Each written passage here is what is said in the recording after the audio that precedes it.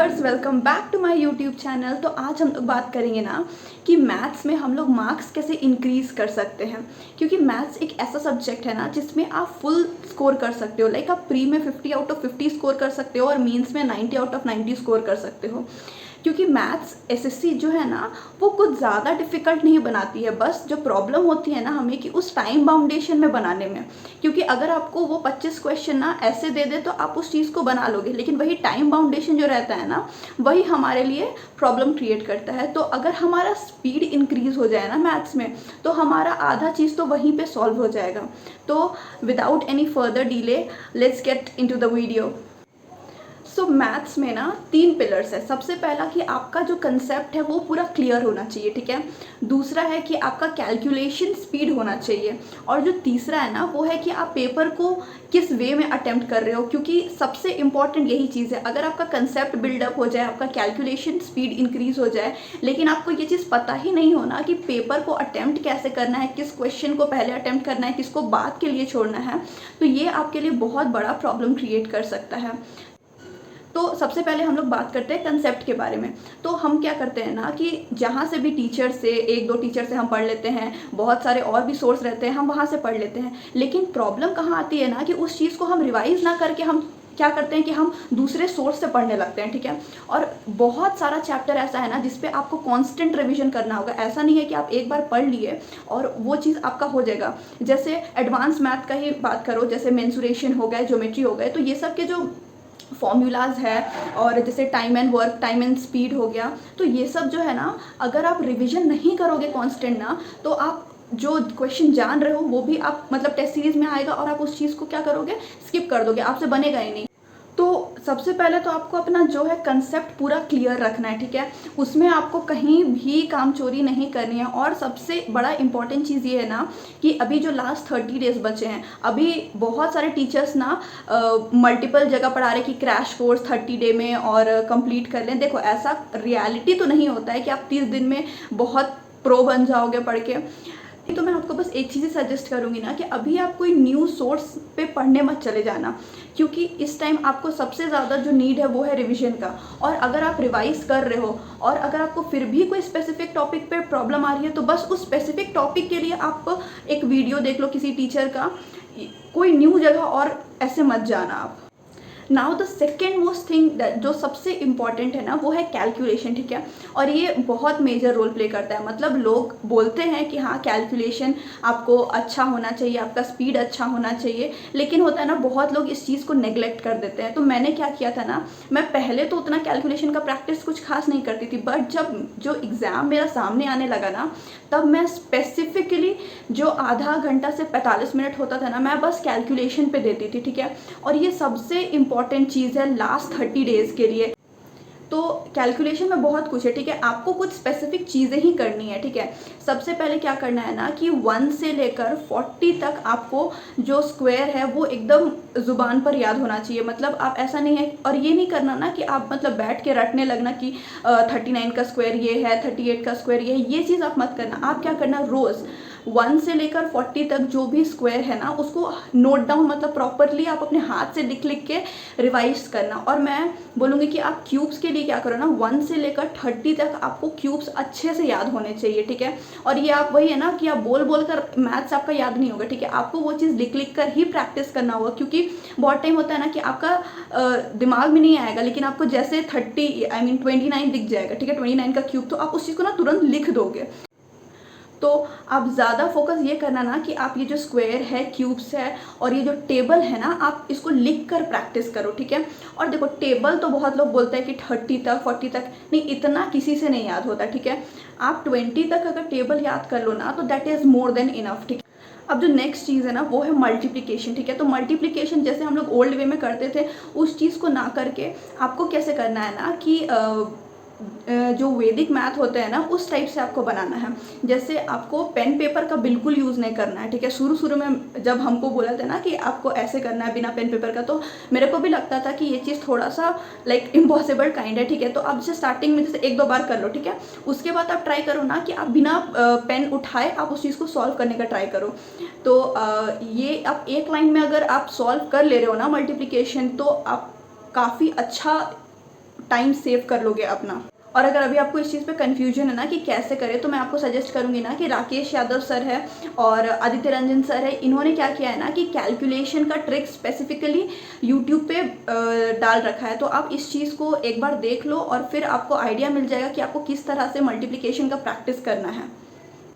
अब जैसे हो गया कि देखो हर चैप्टर तो आप डेली रिवाइज कर नहीं सकते, ठीक है। अब क्या है ना कि कुछ स्पेसिफिक पॉइंट्स, कुछ ऐसे स्पेसिफिक टॉपिक्स है ना जो आपको डेली के डेली लिख कर रिवाइज करने हैं, और वो है जैसे सबसे ज़्यादा इसमें है एडवांस मैथ। इसमें हो जाएगा जैसे ट्रिग्नोमेट्री है, मेंसुरेशन है, ज्योमेट्री है, ये सब जो 3 चैप्टर है ना, और एक अलजेब्रा, इसमें काफ़ी सारे फॉर्मूलाज भरे हुए हैं, ठीक है। तो आप सबसे पहला आपका अभी काम रहेगा ना, ये 30 डेज जो भी बचा हुआ है सीजीएल के लिए, इसमें आप क्या करो कि आप ये 4-5 चैप्टर के जो मेन फॉर्मूला है जो आपको हर नेक्स्ट टेस्ट सीरीज़ में दिख जाते हैं, तो आप एक जगह उसको नोट डाउन कर लो, ठीक है। और उस चीज़ को ना आप डेली टाइम दो कि आप उस चीज़ को डेली रिवाइज करो, तभी आप जाके ना एग्ज़ाम में उस चीज़ को एक बार में बना लोगे, क्योंकि यहाँ पे बहुत ज़्यादा कंटेंट है फॉर्मूला का याद करने पे जो है। तो अगर आप अभी डेली 30 डे आप उस चीज़ को रिवाइज करोगे ना, तो उस टाइम आपको तुरंत क्वेश्चन देखोगे और आप तुरंत फॉर्मूला लगा दोगे, वरना क्या होगा कि आपको 10 बार सोचना पड़ेगा कि अच्छा ये है वो है। तो इस चीज़ को आप मेन टाइम में अवॉइड करने के लिए आप ये 30 डेज पूरा अच्छे से फॉर्मूलाज याद कर लो। जो अभी और एक चीज़ जो आपको मेन याद करना है ना, वो है मेन जो परसेंटेज वैल्यू है, ठीक है। आपको ये डेली बेसिस पे याद करना है, जैसे 1/4 इज़ 25%, 1/5 इज़ 20%। तो इस तरह से आपको पूरा याद करके रखना है, वो भी उसका पॉइंट का वैल्यू के साथ, ठीक है। तो अगर आप ये चीज़ कर लो ना, तो आपको परसेंटेज वाला जो टॉपिक आएगा ना, तो आपको काफ़ी हेल्प करेगा यहाँ पे। अब जो लास्ट और सबसे इम्पॉर्टेंट चीज़ है ना, वो है कि आपको पेपर को अटेम्प्ट कैसे करना है, ठीक है। ऐसा नहीं है कि आपको 1 गो में पूरा पेपर सॉल्व करना है, ये गलती आप भूल के भी मत करना, क्योंकि मैथ्स एक ऐसा टॉपिक है ना जो अगर आप एक क्वेश्चन में अटक गए ना, तो आपका अच्छा खासा टाइम वेस्ट हो जाएगा। तो आप इस चीज़ को अवॉइड करने के लिए क्या करना, सबसे पहले तो आप मैथ्स जब अटेम्प्ट करो ना सेक्शन, तो 1 गो में देखना कि जो इजीली आपसे बन जा रहा है, मतलब आपने क्वेश्चन पढ़ा वो बन गया, तो आप उस चीज़ को बना दो, ठीक है। और अगर बाय द वे अगर उस टॉपिक में भी अगर आपको कहीं हो गया ना कि हाँ ये बन रहा है लेकिन आंसर नहीं आया, उस पर आपको वापस से टाइम इन्वेस्ट नहीं करना है, उस चीज़ को आपको छोड़ देना है लास्ट के लिए, ठीक है। और एक चीज़ जो आपको अवॉइड करना है कि अगर आप इतना 4-5 लाइन का क्वेश्चन देखो, तो उसको अगर आप जान रहे हो कि वो बन जाएगा, ठीक है, फिर भी उसको आप छोड़ दो अभी के लिए, जब आप फर्स्ट गो में देख रहे हो, तो उसको अभी अवॉइड करो। जो मेनली शॉर्ट क्वेश्चन है और आपको लग रहा है कि तुरंत बन जाएगा, तो आप पहले उस चीज़ को अटेम्प्ट करो, ठीक है। और जो सीआई के क्वेश्चन है, आप भूल कर भी ना आपको फर्स्ट अटेम्प्ट में उनको करना नहीं, क्योंकि सीआई के क्वेश्चन हमेशा आपको अटका देंगे और आपका अच्छा खासा टाइम वेस्ट कर देंगे। तो फर्स्ट गो में तो आप ये चीज़ करो। फिर सेकंड गो में क्या करो ना कि जैसे आप जान रहे हो कि ये क्वेश्चंस बन जाएंगे, थोड़े से बड़े हैं, लाइक क्वेश्चन 4-5 लाइन के, लेकिन है कि आप बना लोगे, तो उस चीज़ को बनाओ। और जो क्वेश्चन आपसे पहले नहीं बना, जैसे आपने फर्स्ट गो में बनाया जो आप जानते थे कि बन जाएगा पर फिर भी नहीं बना है, तो उसको सेकेंड राउंड में आप बनाओ, ठीक है। और ये चीज़ सेकेंड राउंड में करो। अगर आपके पास इसके बाद अगर आपके पास टाइम बच रहा है, तो वो क्वेश्चंस जो आप जान रहे हो कि मेरे से नहीं बनेगा, उन क्वेश्चंस को थर्ड राउंड में आपको अटेम्प्ट करना है, ठीक है। जैसे आप क्वेश्चन पढ़ लिए, आप जान गए कि ये क्वेश्चन थोड़ा सा मेरे लिए डिफ़िकल्ट है, तो इस चीज़ को आप ना फर्स्ट राउंड में करो ना सेकेंड राउंड में, इस चीज़ को थर्ड राउंड के लिए छोड़ो, क्योंकि आपके पास जब जो टाइम रहेगा तब आप इस क्वेश्चन पे ट्राई कर सकते हो कि अच्छा एक बार में बन गया कि नहीं बना।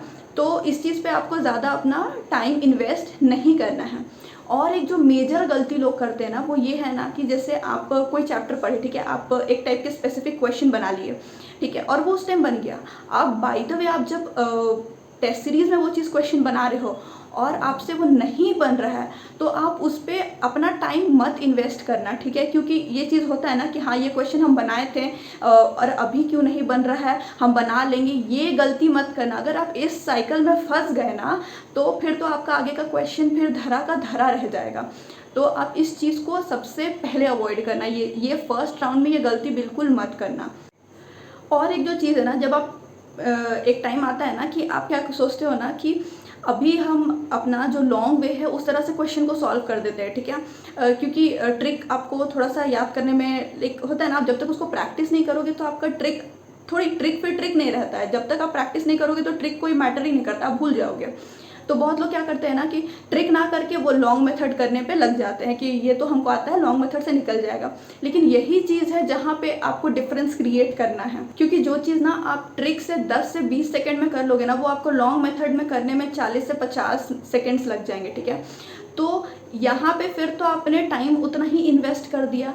तो ये जो कुछ कुछ छोटे छोटे पॉइंट्स है ना, अगर आप इन चीज़ का ध्यान दोगे ना तो आपके मैथ्स में मार्क्स जेन्युइनली इम्प्रूव कर जाएंगे, क्योंकि ये ट्राइड एंड टेस्टेड है। मैंने खुद भी यही सारे ट्रिक्स एंड जो भी है अप्लाई किया था, तो इसी से मेरे जो होता है ना स्पीड इंक्रीज़ किया था। अब देखो, क्वेश्चन अटेम्प्ट करने का भी एक स्मार्ट अप्रोच होता है और एक हार्ड अप्रोच होता है, ठीक है। Always try to do the smart approach. क्यों? जैसे बहुत सारा क्वेश्चन होता है ना, वहाँ पे आपका यूनिट डिजिट का कंसेप्ट लगता है, डिजिटल सम का कंसेप्ट लगता है, और लाइक मल्टीपल का कंसेप्ट लगता है कि अगर ये 3 का मल्टीपल है कि नहीं है। तो आप ये 3 चीज़ पे सबसे ज़्यादा ध्यान देना, ठीक है, क्योंकि जब आपका एक बड़ा सा कैलकुलेशन आएगा ना, तो आपको यही 3 चीज़ है जो सेव करने वाला है। क्योंकि आप पहले देख लेना कि अगर सबका यूनिट डिजिट सेम है तो फिर तो ये कंसेप्ट नहीं लगेगा। फिर अगर डिजिटल सम अगर ज़्यादा बड़ा है तो आप डिजिटल सम आप एक बार लगाना, ठीक है। और अगर छोटा सा है तो आप डिजिटल सम अवॉइड करना, क्योंकि होता है ना कि 2-3 अगर आपका क्वेश्चन लाइक जो भी आपका ऑप्शन है उसका डिजिटल सम अगर सेम आ गया तो फिर आपका डिजिटल सम करने में भी टाइम वेस्ट हो जाएगा और फिर आपको बाद में कैलकुलेशन भी करना पड़ेगा। और जो तीसरा चीज़ है ना कि आप मल्टीपल देखना, कि अगर कोई भी मल्टीप्लिकेशन है उसमें अगर 3 का मल्टीपल मिल रहा है, तो अगर ऑप्शन में भी वो 3 का मल्टीपल है तो आप उसको टिक कर देना। तो देखो, एक स्मार्ट अप्रोच काफ़ी इंपॉर्टेंट है इस एग्ज़ाम के लिए, ठीक है। तो अगर आपको ये वीडियो अच्छी लगी हो then like, share and subscribe for more such videos. Bye bye.